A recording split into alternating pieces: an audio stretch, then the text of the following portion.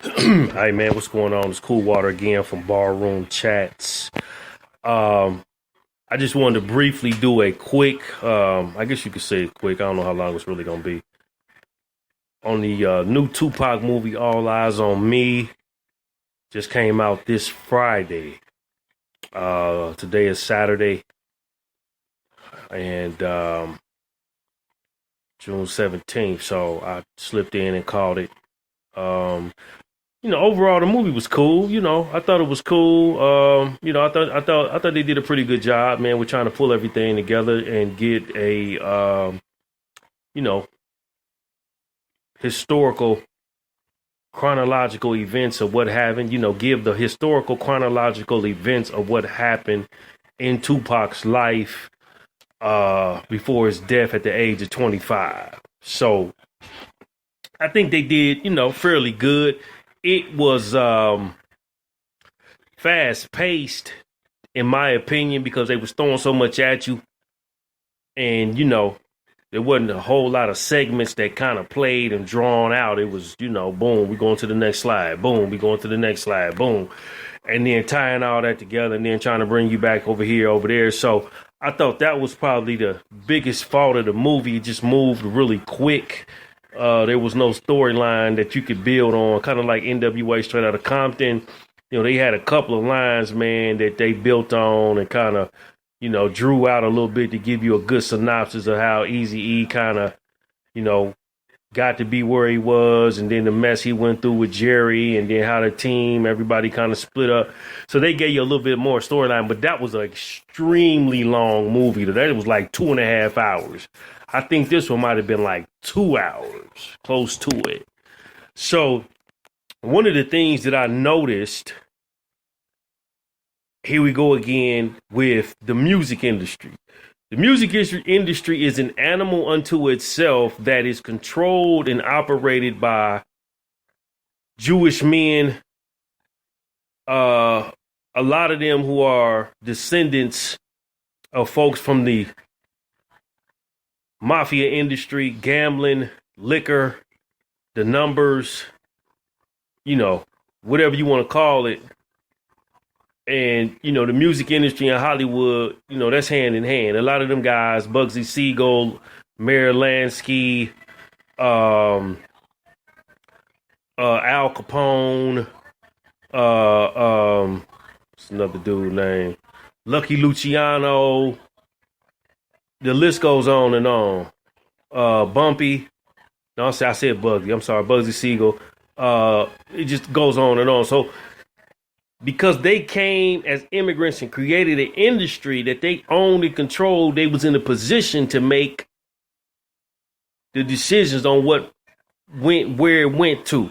So I noticed Tupac had an issue with Ted Turner, who clearly stated in the movie he was a Jew, along with his executive, probably also, about the contract and him being paid. So before Tupac ends up in jail, him and Ted have a dispute about the contract, about the checks being delivered on time. Because now, the music industry is a debtor situation for an artist. So I never got into a contract where I ended up owing millions of dollars. I had contracts offered to me, but I never got to that point, thankfully. But it's very unlikely that you're going to get into the music industry and then turn around and somehow magically be able to get all your debts paid. It don't work like that. The goal is to keep you in debt. So now we slide over to the sharecropping system, which happened after post-Reconstruction, slaves being released by Lincoln, and all the slaves had the skills, and all of the immigrants, the Jewish immigrants, the Irish immigrants, any person of white ethnicity in this country, white folks didn't have no skills. They wasn't doing no labor. They was doing the control.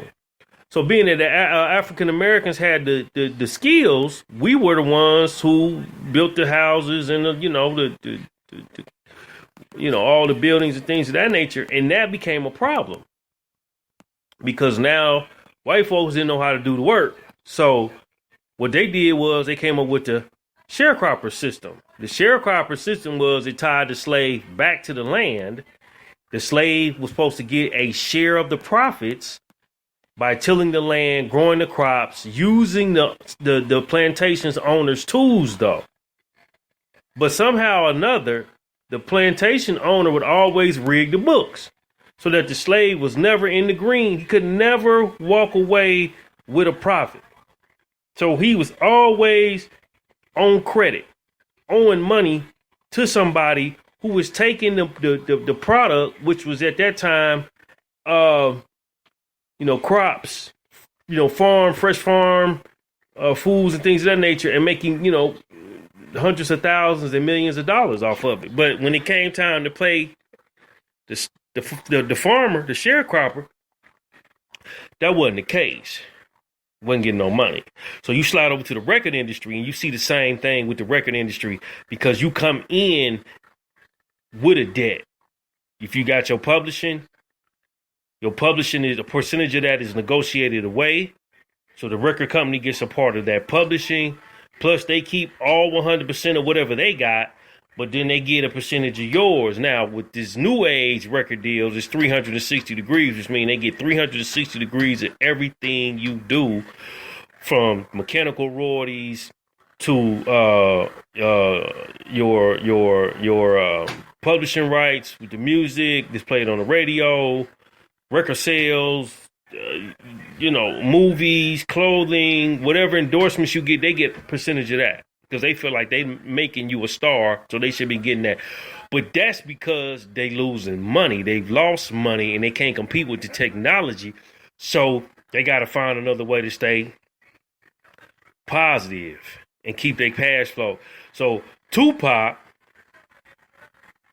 being under Ted Fields and Interscope Records, which he was Interscope Records employee in so many words, was indebted to them because that first album might have did Holla If You Hear Me might have did gold, and he might have sold 500,000 copies, but by the time they did all the math, Tupac might have been owing $225,000. He might have had a 10% royalty, which is 10 points on the album, or 12% royalty, which is 12 points on the album. Each point is worth 9 cents. So he might have been getting like $1.08 a record off an album that might have been selling $16. You see what I'm saying? So he pissed. Now, when Suge comes to save him and pull him out, Suge becomes his new slave master at that moment, because he was a slave to Ted Fields and Interscope Records. But then Suge pulls him out, gets him out of jail, and then he becomes a slave up under Death Row Records. And as the movie goes along, Suge, well, Pac says, I've fulfilled my contract with y'all. I'm ready to go build my own situation. And then Suge show him the books. Well, all this money I've been giving you in these cars and this liquor and this da-da-da-da-da, man, you owe me some money. So how you plan on doing that? So now I'm back in the hole again. I'm back on the farm. I got to go back to work because I don't have this money. You see what I'm saying? And, him supposedly starting Death Row East wasn't going to be nothing but a problem because he was going to always be tied to the land, which AKA, in this case, would be the record company. So I noticed in this movie, for me, the jewel was that white men have been able to control black artists since the inception of the music industry in a popular fashion. You go to NWA and Straight Outta Compton, you see Ice Cube having problems with Jerry Heller and his contract. Not only did he have problems with Jerry Heller, he messed around. He had problems over there at Priority Records too with Brian Turner and them boys when it came down to getting this money right. The mathematics don't never add up correctly for urban artists in a white male dominated music industry that's controlled, ran, operated by them. Somehow the numbers always come up fondled. Now you take someone like Master P, who was able to start his label, keep his royalties, keep his publishing, and all he used them white boys for was distribution. He made the bulk of the money. And then they noticed that at that point, we got a problem because we're not making the kind of money off of this dude that he's making off of us. We vow to never let this happen again. We'll never let nobody get a 80-20 deal from us because that puts us in a position where we don't have the controlling power. You see what I'm saying? And that in itself creates a huge problem for other artists who may want to do it big like P. It probably won't ever happen until you can damn near sell almost 10 million records on your own. And I ain't gonna go that high, but I would say sell 1 million records, 2 million records without the record company. And then they gotta give in. But, you know, the movie showed clearly a number of things. Number one, Tupac, being a Gemini, really had a split personality and really couldn't get control of himself because on any given day he could be another person, which we seen that throughout his career. We seen the issues that he was having, you know, and it brought about his demise. The lack of fatherhood in his life, that brought about his demise. You know, you take somebody like a Cube who was a Gemini, right? Because I'm into the zodiac somewhat. He was a hothead. He was a hardhead too. But he had his daddy and his mama, both of them, in his life. Because both, he got come from a 2-parent home. He fared out much better. You know, married with kids, and really became a well-rounded individual as a result of having the father in the home, whereas Pac didn't have no father. His mama was on drugs. His real daddy was gone off in the wind. His stepfather was in prison. He been living on the edge ever since. You see what I'm saying? So, you know, being in the music industry, you need both parents.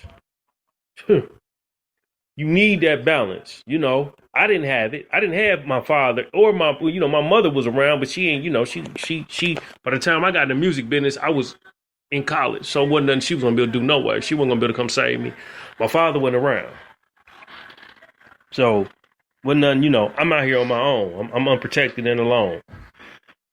You know what I'm saying? And that is something that plays a huge role. You know, I think the movie, like I said, in itself was pretty good. I think they moved really, really fast. You know what I'm saying? With that being said, you know, I don't know if this is going to be no Oscar nominee type performance, but it's a good movie. You know, it's decent. You know, you can get into it, giggle, laugh, or snicker. You know, it bring back some memories.